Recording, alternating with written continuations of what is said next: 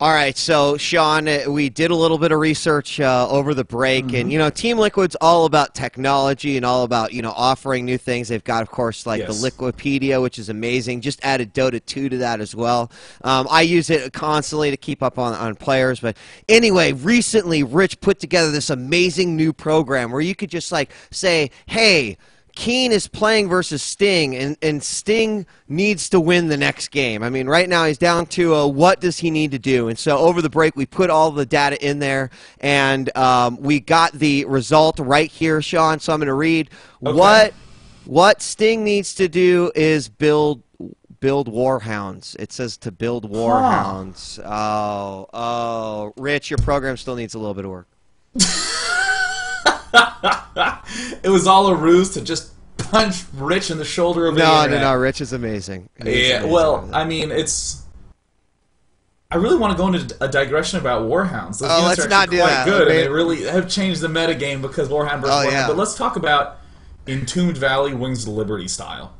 Yes. Entombed Valley, the next map coming up, is the special build order map. You got a build order? This is the map to do it on. It's close positions. It's easy to secure 3 bases and go for 3-base macro play.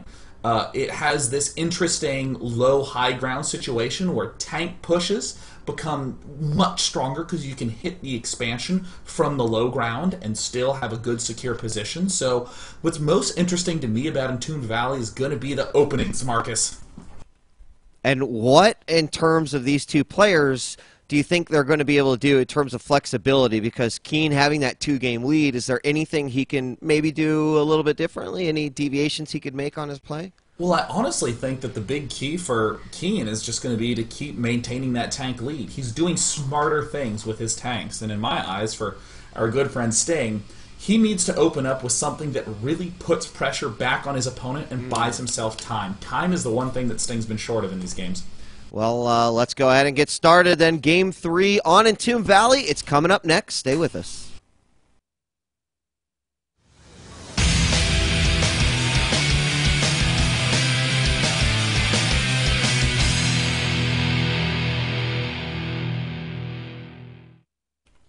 And we are live, Sean. Game 3, Entombed Valley. Keen is up 2-0.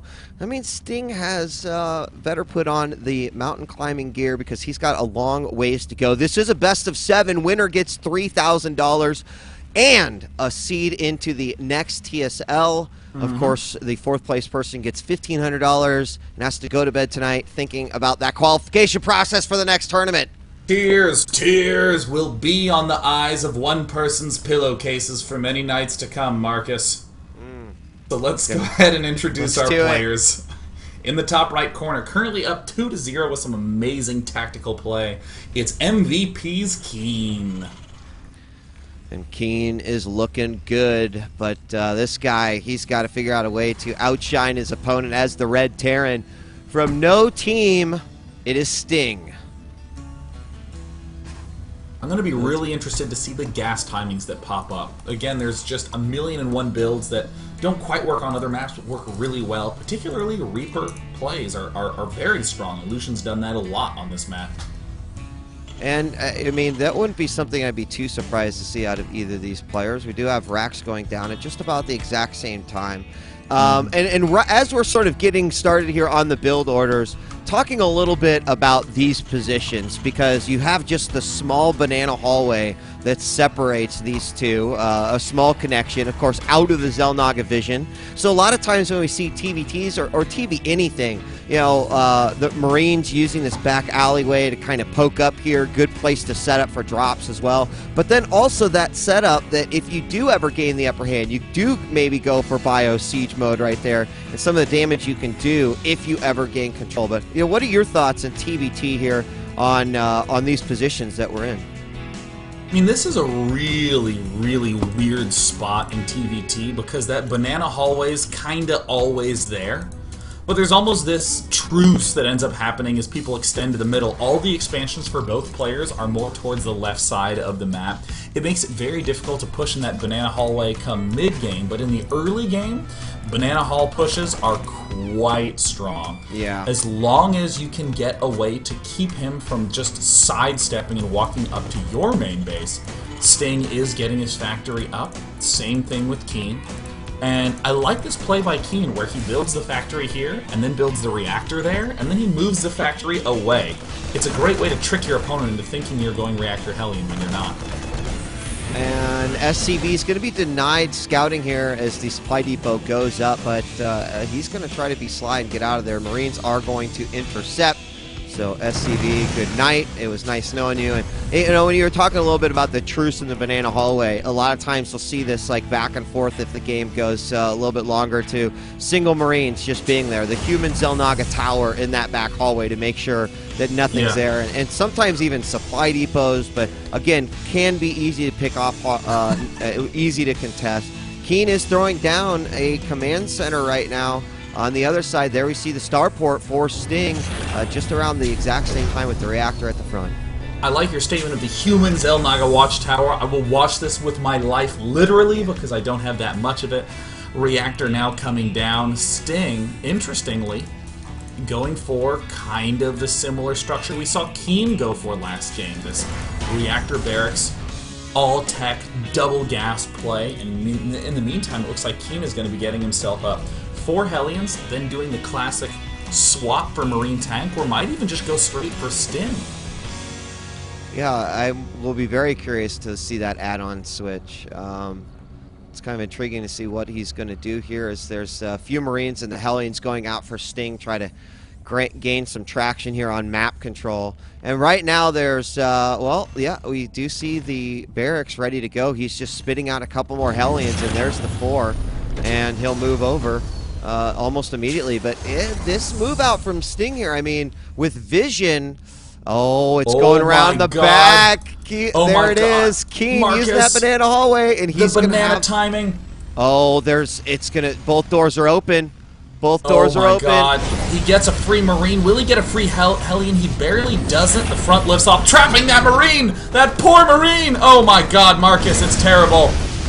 He is going to burn. And he's got to be careful, though. He needs to get out of here with these Hellions. Has a chance to snag another one. Does get 2. But he's going to be trapped. He's forced to fight. And how well will he micro here? He's got 2 Hellions. 1 finally falls. And he's just got the 2 remaining here, Sean. Going in the back, he will inevitably be losing those. I mean, even with the loss of these Hellions, look at how much time Keen has bought for himself. It's just enough to have siege mode done. That's the big key. I mean, Keen's still playing very cautiously, making sure that he's not mining from his natural expansion too much. And now we see Sting doing the exact same thing that Keen did last game.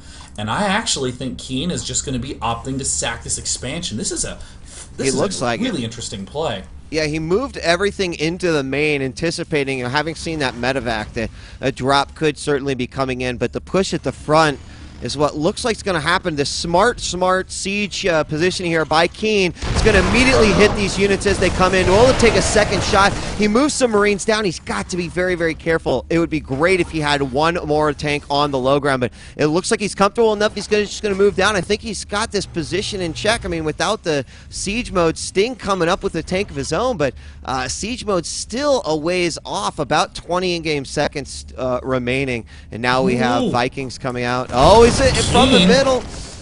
Keen is actually going to decide to move out here. What a play from Keen. I mean, this is very unusual in this matchup to just get 2 tanks and say, yep, safe, time to go. But again, Keen doing this amazing work with a superior tank count. Marcus, look again, Banana Hallway making a cameo appearance. Twice in one film. How much did they pay him? An SCV, a Marine there, can completely thwart this. Now, we might have an exchange in the middle. Now, Keen has no vision of this coming either. He's not sieged up at all. He's going to see the SCV's first move forward. Both SCVs do fall. He sieges up in the back first. He does have more Marines, but it's actually Sting who gets the first shot off, and these Marines can go forward. There's the scan, takes out one of these tanks. It's going to be close, but there's one final hit. A couple Marines, and he would have it. And the tanks are going to win. They need to get out of there. Will he drop? If Sting had literally taken a few steps forward. My... Oh! Yes! Oh, the turret almost gets both of them. Oh my god, that was a clutch auto turret from Sting. Suddenly Keen in a little bit of a rough spot. Going back to the tank count, Keen still not falling behind, doing exactly what he needs to. And suddenly it's Sting who's under pressure, because Sting has not even started an orbital yet. That's going to be pretty... That's going to be pretty rough as well. I mean, I don't know what he does here. He does have 2 tanks, but he's going to be fighting into a very, very well-defended area. At this point, I feel like Keen can just keep spitting out the tanks, probably even set himself up on a third. There, the command center goes down for Sting. Does Sting just try to sit outside and play this turtle game? I mean, how close can he get? This positioning here is quite good by Keen. Yeah, I mean, in all honesty, Sting must do big damage right now. He must. Is hidden command center by Keen in the northwest? Oh, that would be a brilliant play. That would completely throw off his opponent. I mean, already Sting is in an ugly spot. I mean, I think Keen might just be thinking, I'm winning. Let me hope that he doesn't have those. Sting's starting to edge forward. Look at this, a Banshee, Marcus. A great play. Keen's tanks are pushed as far up to that edge as they can be. Now it's up to Sting. Oh, can he get it? He's not going to get it. Nope, they're a pair staying on. He's trying to move forward, but being careful with those Marines. There's the flower of all the area units for the Terran. By the way, in the northwest, that expansion is going down. So Keen is going to just play the game here. He's moving more tanks up to try to push Sting's line back, and here he's going to move in for the auto turret does go down, and quite a few Marines are lost there, Sean. This is a pretty decent exchange right now for Sting, but no, he lost too many tanks, Marcus. Look at Keen having 4 tanks spread along that ridge with the Banshee down. Sting needs to pull back, and Sting has lost his window. He needed to do that damage, and now it's going to be up to Keen. Can Keen play safe and straightforwardly enough to not lose the huge advantage he has right now? Yeah, it was. I thought the Banshee was going to do a lot more damage, but somehow Keen, with just all his Marines and that single Viking, really playing a game back and forth. The Vikings now going across the map into the main of Sting here, see if they can pick anything off. There are 2 Vikings and the Raven inside, so he's just going to drop down and do some harass here, as he will most certainly take out a couple SCVs. 1, 2, 3 go down before he loses both those Vikings, but this is going to allow him to move out to the center and take position here. I mean, we just might have a role reversal here in a moment. It's that great tank play. I mean, just like you said, it wasn't a drop to do damage, it was a drop to gain positioning, and then he just moved out to mid, but ooh, kind of an interesting safe play. It looks like he just wanted to secure an SCV transfer to the top left. And there they go. The train it gets sent off. Oh, and that SCV's moving forward. He's going to see he pulls the SCVs back in a game of fake out. One Marine, this Marine just needs to go a little bit further. Over on the other side, it looked like a drop coming out by Sting, but one Viking thwarts it. And a lot going on in this game in terms of defense. Sting trying to move into position so he can get rid of that drop defense outside, but the SCV has not scouted that northwest position. And there the actual third for Keen goes down. He is just in a great position. Here the Vikings move forward, and it will be cleared. Will Sting go for takeoff? I mean, Keen's starting to look good. Sting's swinging, or Keen's starting to look good. Drop from Sting, throws down 2 auto turrets to put a little bit of pressure. Keen will clean it up, but look at this move, Marcus. Keen swinging all the way around. He's going to try to kill off a third base if it's there. Keen, meanwhile, taking his real third, or as we know, his 4th. Yeah. Oh, got everything going in his direction. And even Keen has that human Zelnaga tower. He's going to go up through the third. Does his opponent know he's there? He inches forward. Yes, he saw a flash of some units on the ramp there. Now, will he go through the rocks? Oh, what the hell? Maybe he didn't see a flash of the units. It was most certainly on his screen. I was looking at his vision, but Sting decides to move out anyway. I do not think he knows this here. And there's the drop into the main. Is he going to turn it back around? No, he might just try to pull up here. Keen is not sieged up on the ledge quite yet, but this is most certainly going to do some damage inside the main of Sting. Oh, Sting knows, getting ready to go for his attack. He has siege up on the low ground. He's stepping up. An incredible arc. Look at the SCV repair. Marcus Sting gets swatted down like nothing. Keen now moves into the main base, target firing the command center, doing some huge damage. Sting tries to move in with some of his Marines. Keen again. Tanks on the low ground, Marines on the high ground. Meanwhile, the natural expansion, Sting's tanks getting overrun by SCV Marines. Sting's attack falls. Nice. And Keen. Oh, GG, Marcus. Yeah, GG big time there. Again, one of those weird situations where it's like, oh, wow, Sting might actually have this perfect opportunity to go forward. The tanks aren't sieged up. He's there. But I feel like his tanks were actually too far back. If they would have gotten an initial hit there on those units before Keen had given up a few Marines and then used that high ground to his advantage, maybe he would have done a little bit more damage. But the drop positioning for Keen, too, was pretty sick. Yeah, I mean, what was so amazing to me is that Keen was being so careful with that natural expansion, but still focused on the same concept. As long as I get my tanks out early enough, I'll be able to hold it off. And bought himself a little time by sacrificing those 4 Hellions, and then made extensive use of the Banana Hall, Marcus, pushing his double tank play in there. And really, honestly, I think Sting had a couple opportunities to step into there, but Keen just has way the better basic tank line versus tank line control, yeah. Yeah, I mean, his TVT overall has definitely outshone his opponent, and now MVP Keen sits with a solid lead 3-0 over Sting, and all you Sting fans out there, tell you what, you better put your rally caps on right now, because it's only going to take one more game for Keen here to seal the deal and take us into the grand final. Sting just has to win. Let's go on to the next game.